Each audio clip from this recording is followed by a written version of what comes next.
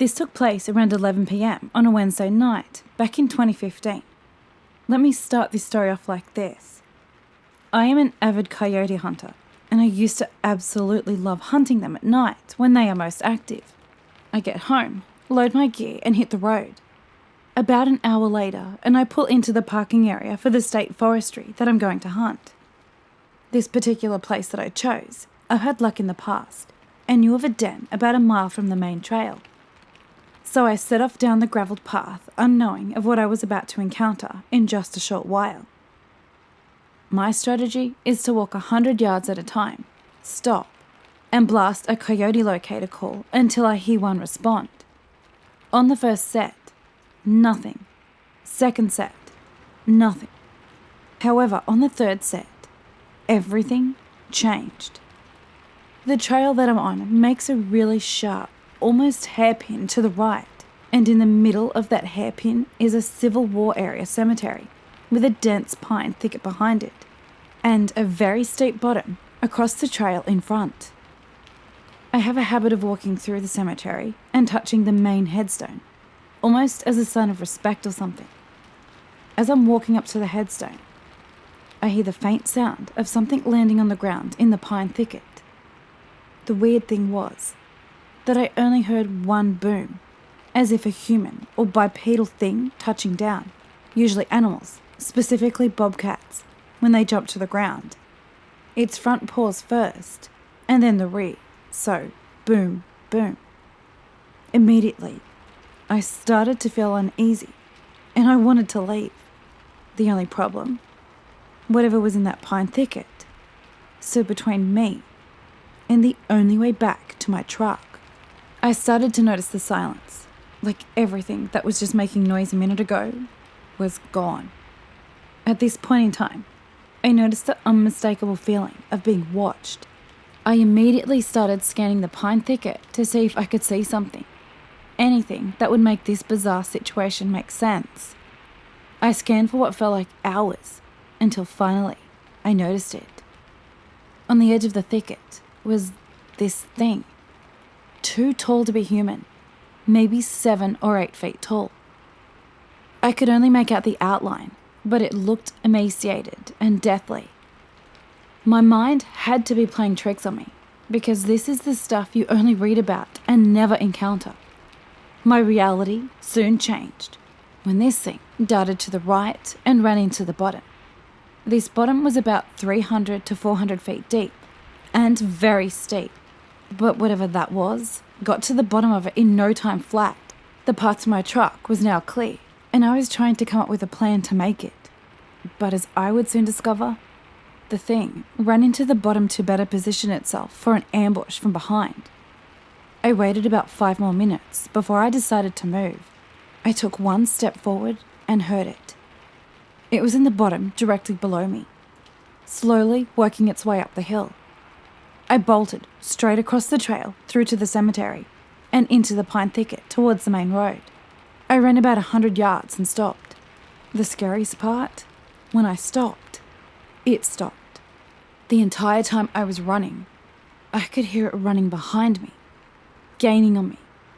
I always carry a pistol when I hunt, and it is always in a holster on my chest just in case. I decided that the only way I was making it out of here alive was to dump and run. Essentially, you fire in the direction of the threat until your mag is empty, and then you run like hell. I had 3 mags in total, 51 bullets between me and certain death. I counted. 1, 2, 3. Bang! I emptied the mag and made a mad dash as far as I could, never hearing the thing behind me. I stopped after what felt like hours, reloaded, and readied for another barrage of bullets. About 15 seconds after stopping, I started to hear crashing, like a big animal was blasting through the trees, running in my direction. Bang! I dumped and bolted. This time, the plan was to run all the way to the truck, about half a mile from my current position through the woods. This time while running, I could hear it, getting closer and closer. I jumped behind a fallen log to reload one last time. The thing stopped, but I could hear its breath. I could hear the low growl this thing had, like a dog or coyote mixed with something from the pits of hell. Bang, bang, bang. The slide of my pistol locked back and I was off. The truck was now in sight, maybe 70 yards. I ran faster than I ever have in my entire life. I made it. Finally jumped in, started my truck, and got the hell out of there. The entire time scanning the woods on either side and behind me.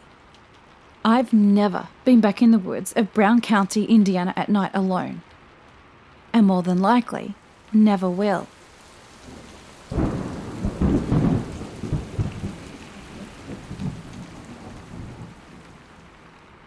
There were too many doors in the upstairs hall, Sarah told her parents.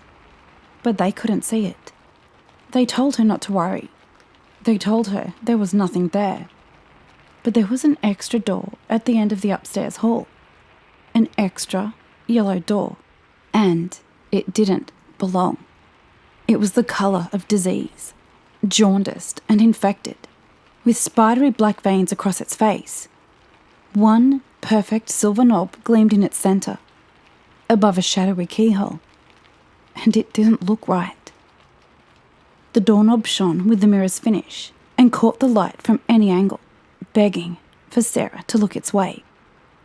Sarah did her best to ignore it, but the door knew her name, and it whispered it when she drew near. Sarah.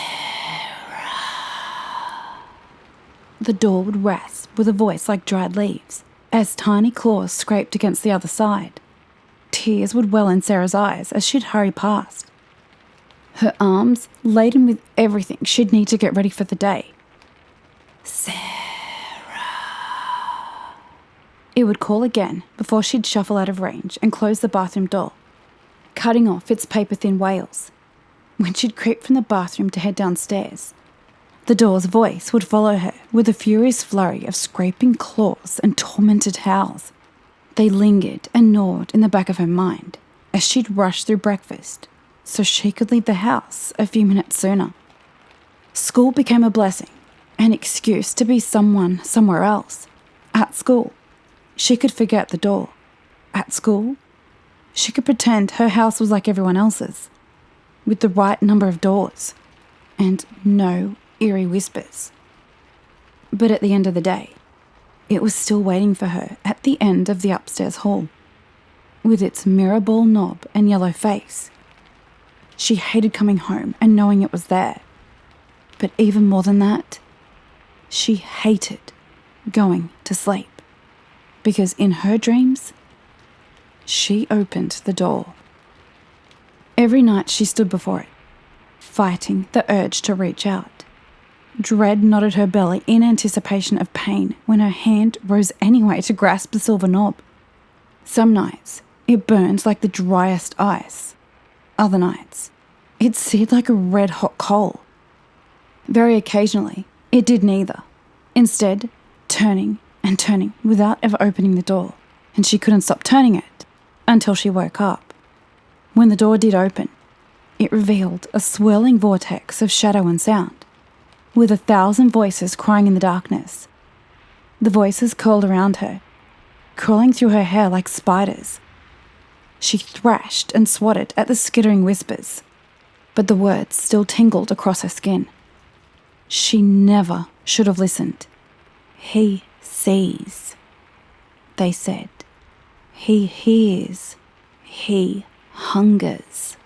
They wept and burrowed into her mind like worms. The hollow man, the hollow man. They echoed in her mind and screamed to her from the gaping vortex. The hollow man. He hunts.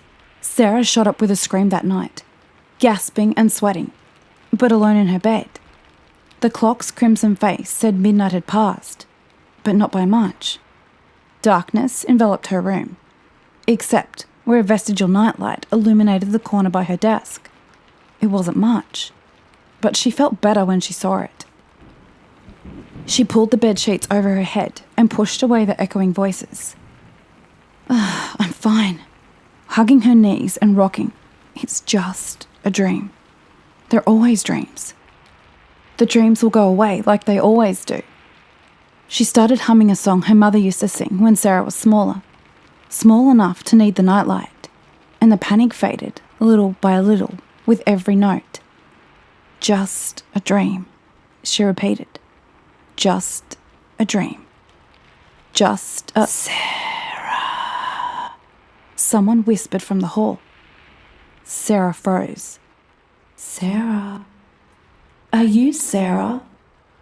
It was the voice of a girl, not much younger than Sarah, and not at all like the voice she usually heard from the door at the end of the hall. Who are you? Sarah whispered back from beneath the sheets. My name is Lizzie. Are you Sarah? Sarah didn't move. She was terrified of leaving the safety of her cocoon. As the moments ticked past, however, an anxious curiosity embodied her enough to peek out from the covers. What if it was another girl? She thought. She sounded as scared as Sarah felt.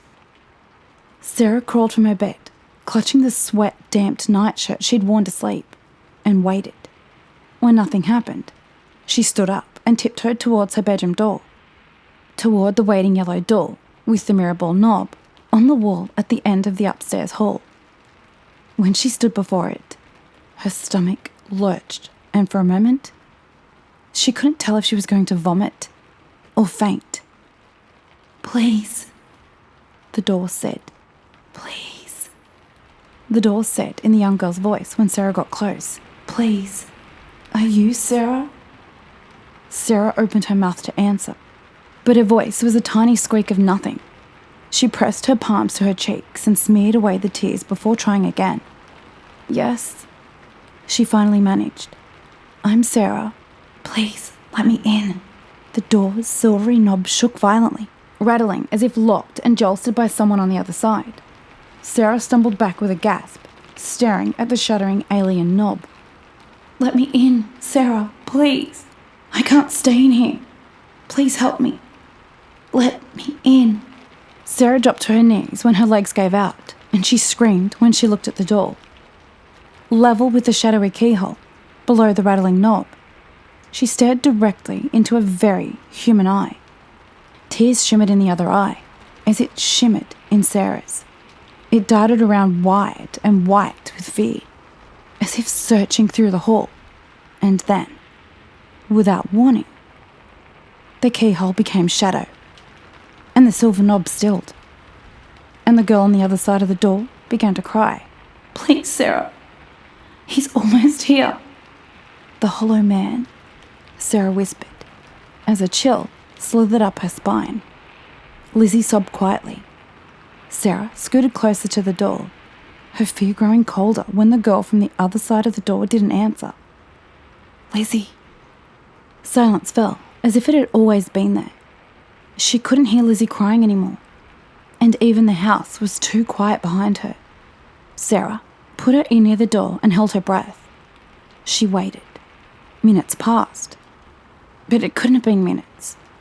Nothing moved, nothing whispered, nothing cried, nothing stirred. She couldn't hear anything but her own racing heart. Was she gone? Lizzie. She tried again, afraid the hollow man had taken her. He's here, Lizzie whispered at last, almost in her ear, as though Lizzie's lips pressed hard against the keyhole. Please, let me in. Sarah's head ached. The world was a little fuzzy around the edges, and it was harder to focus than before. She had to stand up. She didn't dare touch the sickly door, but her legs felt too wobbly and weak to support her. She reached for the knob with a trembling hand. Please, Sarah. Lizzie's voice was getting smaller. Please. Grasping the mirror ball knob, she pulled herself up from the floor. It moved noiselessly beneath her hand, gliding without resistance, and opened the yellow door. A lonely expanse of wall inched into view, and she felt sick. She worried at her thumb in confusion and extended a trembling hand to touch the wall behind the door. It was solid as normal as the wall at the end of the upstairs hall should be. but her stomach churned. She gently closed the door, which issued a soft click, and the latch sprang into place, and waited. She hardly dared to move or breathe as she listened to the night, waiting for the door to speak again. Standing so still at the end of the upstairs hall, it was time to go to bed. It's just a dream, she remembered, turning away and rubbing her eyes. They're always dreams. Shuffling to her bed was like swimming through jello. Most of the way there, she couldn't keep her eyes open. Luckily, she knew the way. The dreams will go away, like they always do. The crimson clock was broken when she rolled herself back in bed, its face declaring 12:16 a.m, to a room that only vaguely felt familiar. But she couldn't bring herself to care when her eyes and her body felt so heavy. "Sarah," Lizzie whispered. But it couldn't be a whisper. "Sarah, don't wake up." Sarah groaned a little. "Don't wake up." Her voice echoing in Sarah's mind. Sarah frowned and rolled onto her back. She didn't want to wake up. She wanted to stay asleep. Lizzie didn't need to tell her not to wake, because not being awake was the whole point of being asleep. For a long time, all was silence. Sarah's mind drifted and she felt herself grow lighter, as if getting ready to float up through the blackness that surrounded her. She could feel the cool sheets beneath her. Then, for a moment, she thought she heard the papery thin rustle of leaves in her room. "He's here," Lizzie whispered at last. "Please, don't wake up." Who's here? Sarah wondered as she steadily rose. His hollow face, an eerie mask. With hollow voice at doors will ask to be invited in to bask above his favoured midnight task. A strange tingling worked its way up Sarah's body as Lizzie recited the haunting rhyme in a disconcerting monotone. Clarity inched its way toward her slowly, melting away the fog of sleep. Hadn't she been dreaming? Or was she still dreaming? Something was wrong. "He's waiting inches from your face, to be the first thing your eyes grace, but keep them shut, or else embrace a hollow shell to take your place." Cold dread seized Sarah's heart with each new stanza, and she trembled with the weight of her mistake. For a moment, she swore she could feel the air stir above her, stale and strangely warm against her cheeks. Leaves rustled above her bed. "The yellow door you always keep, he follows you to where you sleep. Into your room he then will creep, your life and dreams, for him to reap." Lizzie's voice became a little more than a breath within Sarah's mind, and the air cooled around her when a pressure lifted from her chest. The leaves were in the hall. "The hollow man above your bed, with hollow eyes, deep slumber fed. His hollow dreams may fill your head, but never peek, or you'll be dead." Everything was wrong. Distantly, Sarah registered the sound of her parents screaming in their room, and felt tears sliding down her cheeks. No longer dream tears. She could feel the wet warmth as each one fell. "Mummy," Sarah whispered, the sound paper thin. "Daddy," she rasped with a voice like dried leaves. "Lizzie," she thought, but Lizzie did not respond. Silence fell over the house, and Sarah knew nothing would ever be right again. From the hall outside her bedroom door, Sarah heard the soft click as a latch sprang into place, and waited. Silence filled the house again. The leaves were gone. Sunlight peeked through the curtains, and the crimson clock said it was 7:45 a.m. before she felt it was safe enough to open her eyes and leave the room. The yellow door, with its mirror-like ball knob, stared at her from the wall at the end of the upstairs hall, and the house was still too quiet. It was a different quiet from before, though. A different quiet from her dream. It was the quiet of a tomb, except, of course, for the occasional tapping, as if from tiny claws from the other side of the yellow door. This is my final night, I tell myself. I may not survive tomorrow. Every cell in my body pulsating with the hot, sticky fear and sweat from under the covers that won't shelter me from harm. But I wish they could. I start to get the feeling again. I can't breathe. Am I dying? The only things I can do are lay, sweat, and forget to breathe. I need to scream. I want them back in here. I want them to save me. I scream as loud as I possibly can. Call her name, because I know he will be more frustrated with me. She runs in with her robe wrapped around her. In a hurry, tells me to calm down. The bags under her eyes are developing more so every night now. I feel guilty, but better. Safe only when she is with me. I ask her to lay down with me. This is the last time. I tell myself it's okay, that I'm foolish, and even when the lights go out, I feel safe. I feel safe with my guardian in the room. I'm still thinking, slowly drifting, but thinking. As I'm about to fall asleep, I hear the rustle of the bed. Is she getting up? She can't. I'm not asleep yet. I yelp as she leaves the room. Don't leave me and make me vulnerable again. I cause her misery. I'm stealing her from rest.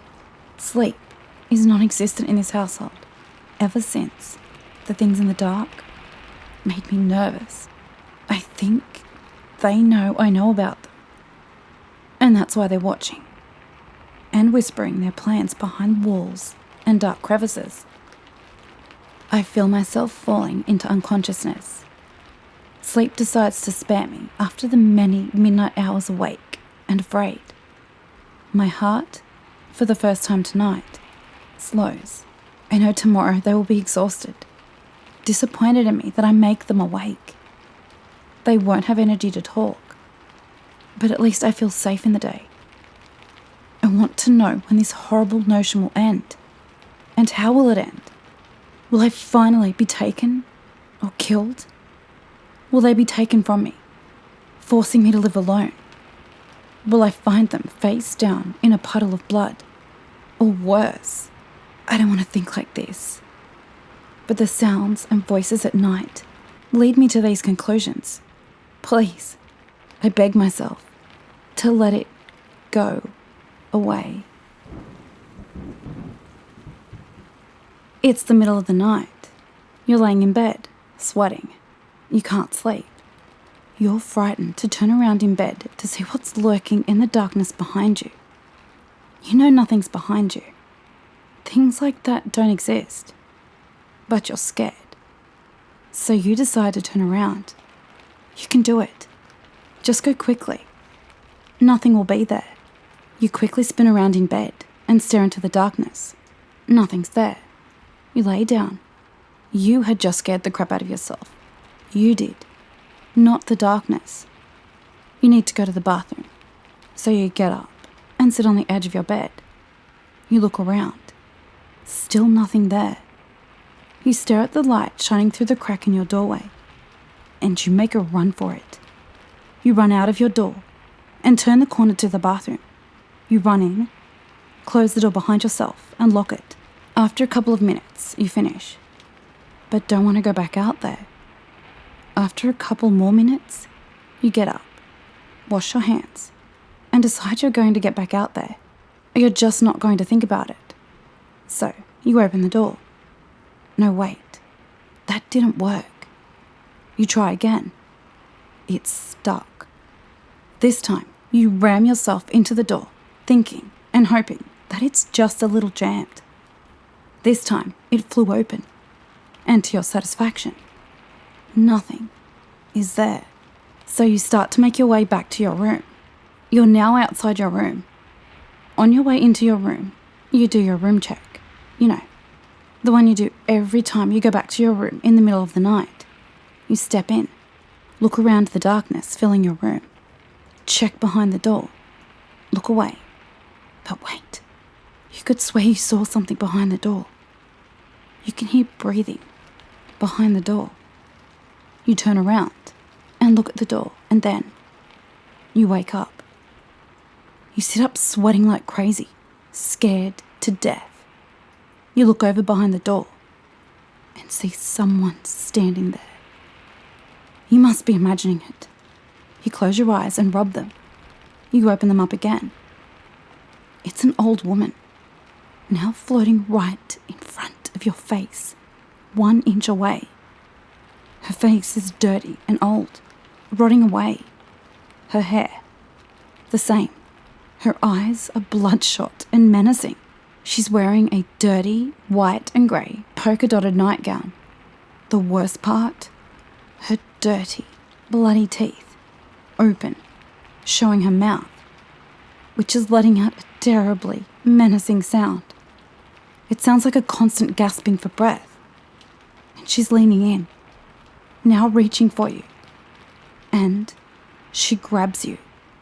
She grabs you and plunges her hand deep into your chest and pulls it back out with your heart in her hand. She devours it in front of you. You can feel yourself slipping away, but not quick enough. She plunges in again and again, pulling something else out each time.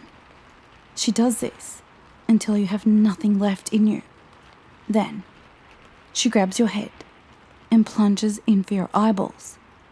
But then you wake up and you look over to see a woman standing behind the door. This story took place over a dozen years ago, involving me and my brother. It took place in my hometown. This is a true story. As difficult as that may be to believe, it's okay. I do not need you to believe me. I merely wish to get this written down, off my chest, so to speak. It all began when I was in the 3rd grade of elementary school. My brother and 3 of his friends invited me to go with them on one of their adventures, and despite warnings from the adults in our town to stay away, I decided to secretly join them. The location they were venturing to was an abandoned shrine on a slope extending from the town's hill, adorned with numerous gates. Honestly, it was a very creepy atmosphere. Hesitant at first, I was strangely compelled to go along. The day of the adventure came along. My brother and I waited at the shrine at noon for his friends. A man in his mid-20s happened along. He had recently come to town for work. He warned us sternly to stay away from this place. Ignoring his advice, my brother and his friends continued on with their plan. As we walked up to the slope, I felt it in my bones as the atmosphere began to change. The air felt different. A fear began to creep in. A new kind of fear. Something I had never felt before. My brother felt it too. He began urging his friends to turn back. I guess we all felt it, as we all agreed without hesitation. As we turned to go back down, a group of children appeared, blocking our path. They had half-white, expressionless faces. It was so strange, because they were not there as we ascended. We had heard no footsteps, nor rustling sounds. Nothing, and there was really nowhere for them to hide. We began to panic, running in different directions. But as we ran, the children started jumping. A couple of them clung to my brother. I, too, felt an unexplained heaviness in my lower body. And as I gazed down, I saw an old woman with white eyes and her teeth barred, clinging to my waist. I was rightfully terrified. I didn't know what to do. I had nowhere to go. So I just closed my eyes. I tried hard to pretend I was somewhere else, anywhere else, but the old woman whispered, "Come here, come here," as if directly into my mind. Despite being ready to face death, An overwhelming fear compelled me to open my eyes. The old woman's face was there, mere inches away. I screamed, wondering why no one in the surrounding houses seemed to notice. I shot glances all around, looking for any semblance of hope. To my disbelief and my utter relief, the man I'd met earlier appeared, and with the aid of several adults, they were shouting. As they were doing so, the evil things retreated. My brother was safe, but some of his friends weren't so lucky. They were found in a terrible state. They were beaten horribly, to the point they needed to be hospitalized. Later on, I learned at the shrine, once ordinary, housed a Shinto priest with a significant power. As the priest struggled with the growing number of spirits seeking help, he eventually fled, leaving the shrine in an unclean state, a haven for malevolent entities.